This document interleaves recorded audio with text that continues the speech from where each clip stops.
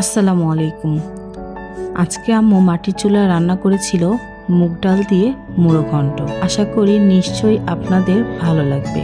তাহলে চলুন রেসিপিটি শুরু করা যাক।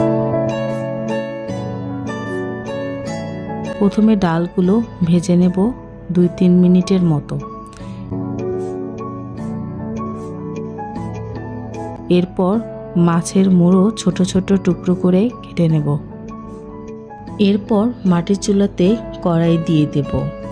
তারপর দিয়ে দিচ্ছি সাদা তেল। এরপর দিয়ে দেব সাদা এলাচ, গোটা গরম মশলা। মশলাগুলো গন্ধ ছাড়িয়ে দিয়ে দিব পেঁয়াজ কুচি। পেঁয়াজগুলো হালকা লাল হয়ে আসলে দিয়ে দিব সামান্য লবণ, হলুদ, মরিচ গুঁড়ো। ভালোভাবে মিশিয়ে নেব।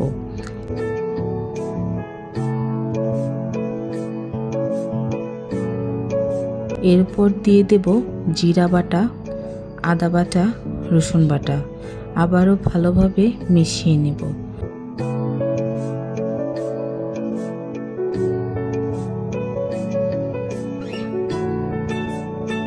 তারপর দিয়ে দেব পানি।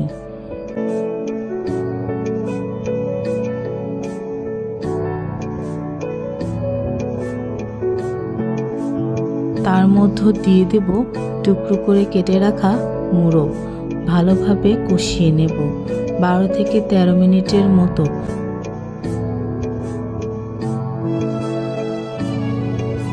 তারপর দিয়ে দেব আগে থেকে গোটা কাঁচামরিচ দিয়ে 80% সিদ্ধ করে রাখা ডালগুলো। ভালোভাবে মিশিয়ে নেব।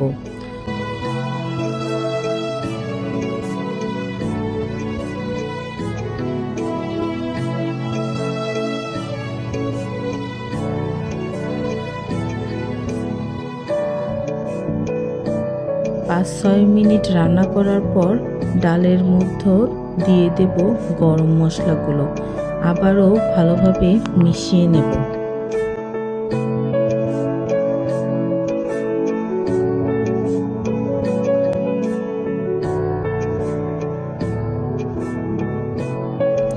এবার রান্না কমপ্লিট। একটি বাটিতে সার্ভ করে নেব গরম গরম মুগ ডাল দিয়ে মুড়ো ঘন্ট।